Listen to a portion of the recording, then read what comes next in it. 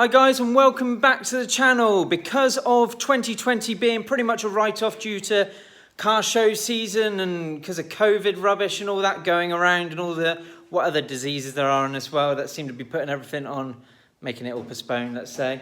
I've decided to take the ST off the road, and it seems like the perfect opportunity to go balls out and push hard for next year. What shows I'm going to next year is yet to be determined, but more than likely I'll probably just keep to the local ones again. So today the plan is to really start afresh. Like, we're going to clean the lot and then we're going to plan ahead, and I'm going to go through with you guys what I've got planned for the car and where I'm going to be taking, what sort of direction. Obviously the future episodes will be more descriptive of what's going to happen to this car, but today we're going to start off by wheeling it out for a carbon clean. Because the car needs to be running for about an hour, I need to poke it out the back of the workshop here, just so it doesn't, fume out the place. But a quick show around what we're going to be getting on with in the future episodes of this channel. So in here we got the CM Composite roof scoop. I've got a lower grille for my bumper. We've got the big wing from MGC Modifications. We've got the AirTech Auto Specialist wide body kit. I need to replace the front slam panel on the ST. I'm hoping this one fits. This was just a copy off of eBay, so fingers crossed.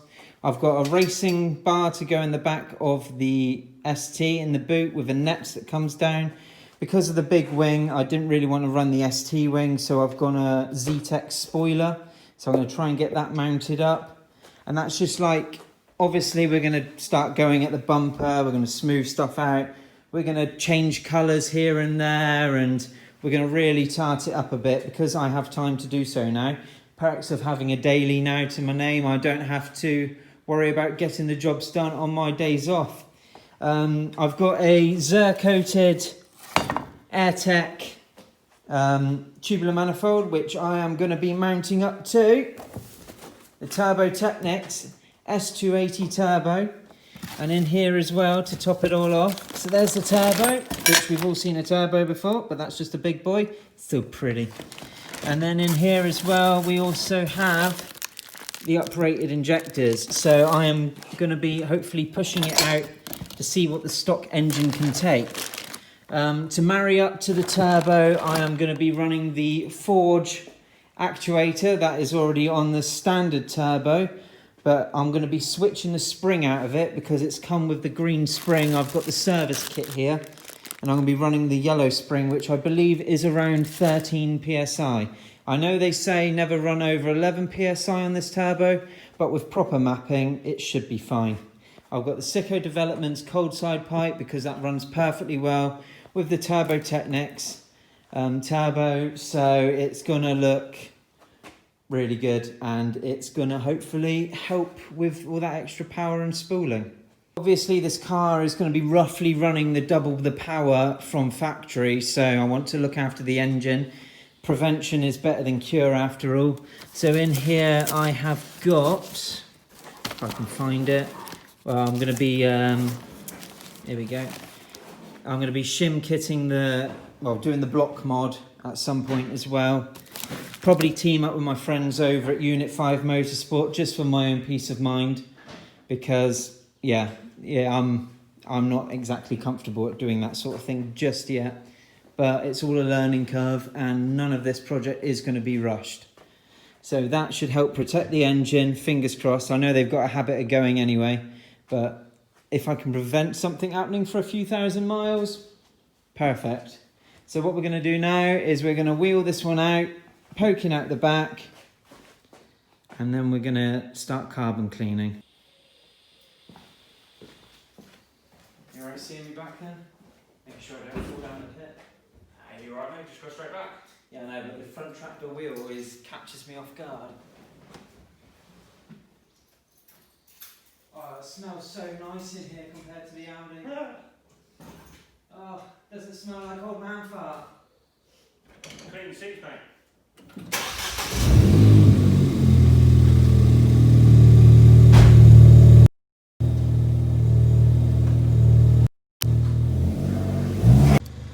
I've now been joined by Mark from MBTV. You may have seen him floating around in the background a minute ago when I was talking earlier, but he's going to be doing the carbon clean on my car. If you haven't checked out his channel yet, go and have a look over.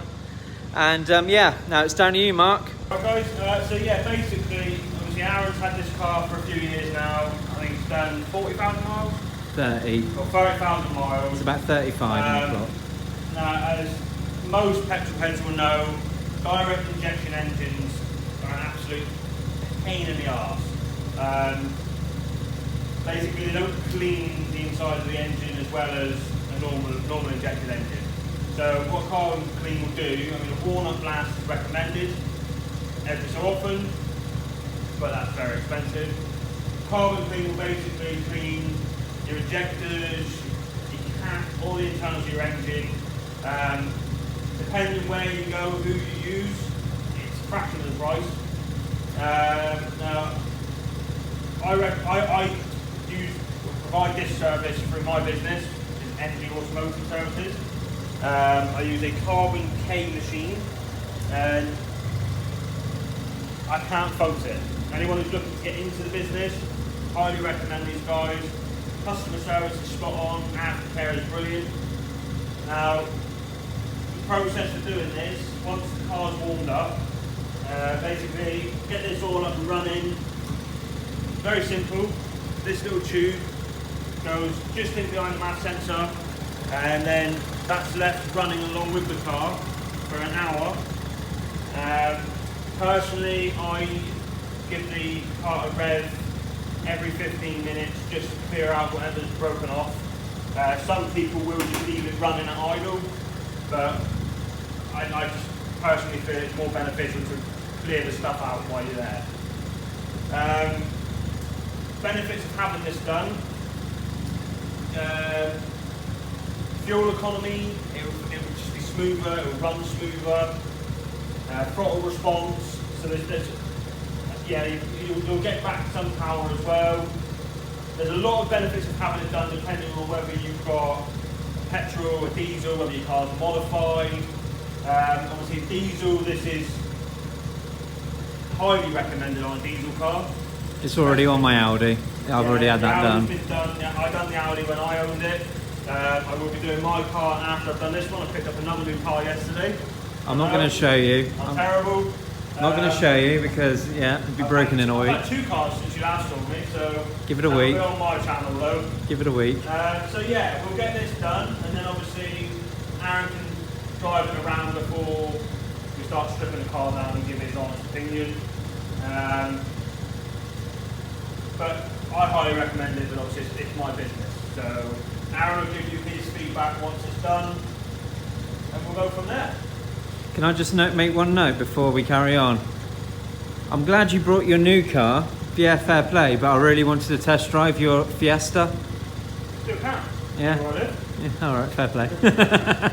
All right, and we'll crack on. We'll catch you guys in a sec. Okay, so we are about 10 minutes in. Engine's running. Gas is flowing. There's no build up there. It's great. Literally just goes in there and is turned on for an hour. Easy as that. So the reason I got this doing was, I believe last Christmas I had the gasket go around the throttle body and the intake manifold, and when Unit 5 Motorsport, shout out to those boys, done the replacement of the gaskets, they sent me some photos. I've lost the photos, but inside where the intake goes in, there was so much grot built up. It was horrific. It really was absolutely horrific. So with me pushing for more power, more reliability, and that was using V-Power, so God knows what it would, yeah, standard direct injection caused it. So with it looking as bad as what it did look like, I thought, yeah, I didn't know what to think. I was shocked, to say the least. I was expecting some grot, but not the level that they were showing me. The thing is, it's 40 quid. You know Yeah. what I mean? So £40, it's getting all that cleared out to our knowledge. We won't really know unless we took the manifold off. Obviously, we'll be doing it at some point. We'll only be doing the exhaust manifold, not the intake manifold. Yeah, well, so yeah. like Mark was saying, we'll be taking the exhaust manifold off at some point in the near distant future. Don't quote me when, because this build is going to be we both work. we're working people, so this is going to be done on my days off as per normal, hence why I got the daily now, so I don't have to rush the job, as I've already said. But well, yeah, they're considering this car as mainly rushed jobs done by us. It's done well. I think it's lasted up pretty well, to be perfectly honest. But I just, yeah, it's a bit dirty, but It's an easy car to work on. yeah, touch wood, it's because it's new. Space, you know? And it's Ford, most of the boats are already loose. Yeah. I took the rocker cover off the Mark 6, everything's loose. So hopefully today's video is giving you a good idea of what I've got planned for this build. If you haven't subscribed yet, I would strongly suggest that you please consider subscribing. Everyone is appreciated on the channel. And if you like what you see and like what is going to be going ahead, don't forget to tap that thumbs up below. Thanks for watching, guys. Cheers, and I'll catch you all soon.